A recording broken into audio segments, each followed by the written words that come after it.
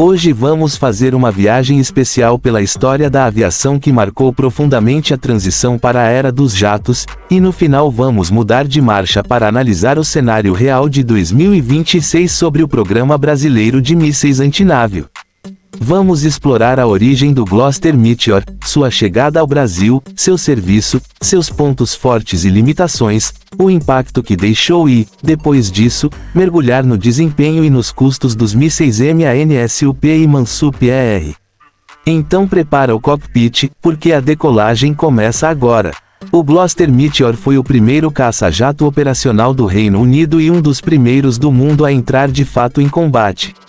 Um projeto relativamente simples, 2 motores turbojato montados nas asas, fuselagem robusta, asas retas e uma engenharia que privilegiava a confiabilidade, exatamente o que os aliados precisavam para introduzir propulsionamento a jato nas operações reais.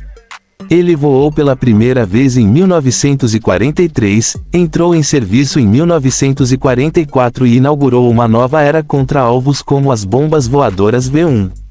Não era um jato de linhas futuristas, mas sim uma máquina sólida que fez a história acontecer. A história do Meteor no Brasil começa no início dos anos 1950, quando a Força Aérea Brasileira recebeu cerca de 60 aeronaves, um misto de caças F-8 e treinadores de 2 lugares, tornando-o oficialmente o primeiro jato do país. Isso foi mais do que apenas a chegada de um novo avião, foi o início da era do jato no Brasil. A FAB deu um salto gigantesco em doutrina, treinamento e manutenção. Cada hangar, cada mecânico e cada piloto que viu um Meteor pela primeira vez sabia que estava entrando em uma nova dimensão da aviação militar. Os Meteors que chegaram ao Brasil tinham capacidades respeitáveis para a época. O F-8, a versão mais difundida, oferecia aceleração adequada, boa estabilidade, 4 canhões de 20 mm e uma estrutura durável. Com asas retas, não alcançava o desempenho transônico dos jatos mais avançados que apareciam anos depois, mas era previsível e confiável, perfeito para pilotos que estavam deixando para trás os caças a hélice e enfrentando, pela primeira vez, um jato puro. Era uma transição menos brutal, mais segura, e por isso mesmo extremamente valiosa. Com a evolução dos caças ao redor do mundo, especialmente com a chegada de aviões de asas enflechadas como MiG-15 e F-86 Sabre, o Meteor foi deslocado para funções secundárias.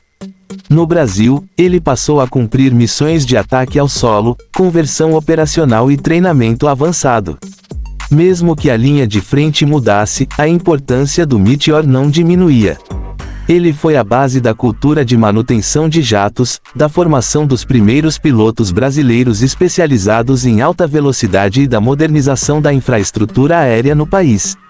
O Meteor deixou mais do que desempenho, deixou legado. O Meteor tinha suas forças e limitações. Entre seus pontos fortes estavam a durabilidade, a simplicidade de manutenção e o poder de fogo. Entre suas limitações estavam o consumo elevado de combustível dos primeiros turbojatos e a dificuldade de competir com aeronaves posteriores, mais rápidas e mais eficientes.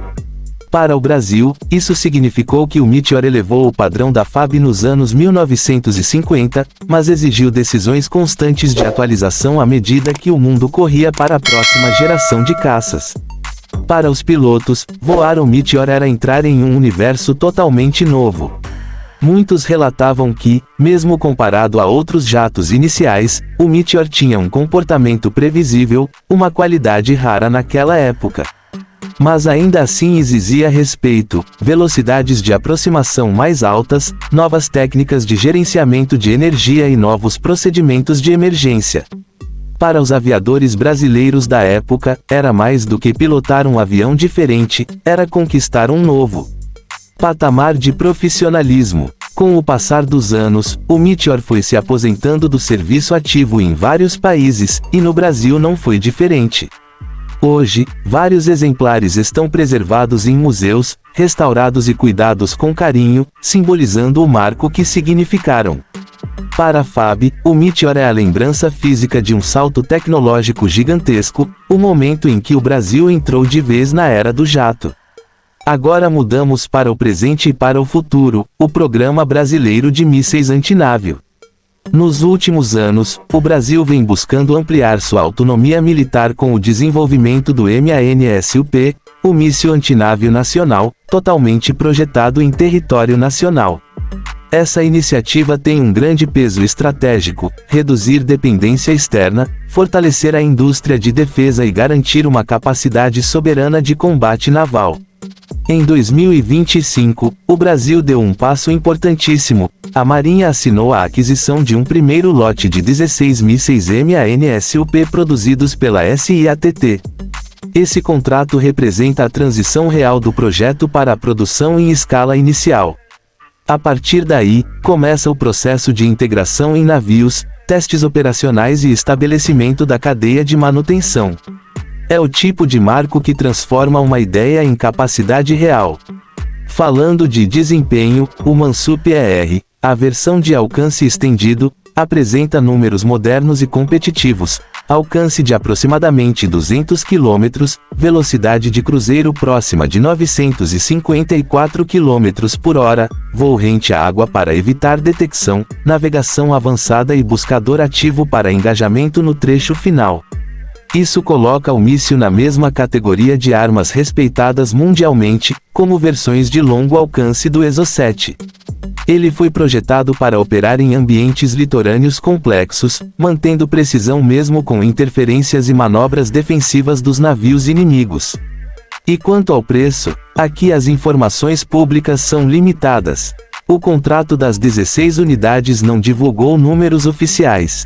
Mas analisando o mercado internacional de mísseis antinável, é possível estimar uma faixa bastante realista. Modelos mais simples ficam na casa de algumas centenas de milhares de dólares, enquanto sistemas ocidentais mais avançados podem custar entre 1 e 4 milhões de dólares por unidade, dependendo da escala e dos pacotes de suporte envolvidos. O MANSUP, sendo um míssil de tecnologia moderna e produção nacional em início de escala, provavelmente se encaixa na faixa de custo médio a alto, o que é normal quando uma nação desenvolve sua própria arma do zero. Quando avaliamos desempenho versus preço, a grande vantagem está na independência estratégica. Mesmo que o custo inicial seja maior, a longo prazo o Brasil ganha algo que compra nenhuma importação garante: soberania. Poder atualizar, modificar e produzir conforme necessário. Além disso, com o tempo, a produção nacional costuma reduzir custos por unidade, tornando o programa mais econômico no ciclo de vida completo. No campo tático, a chegada dos mísseis MANSUP e MANSUP-ER muda a postura naval brasileira.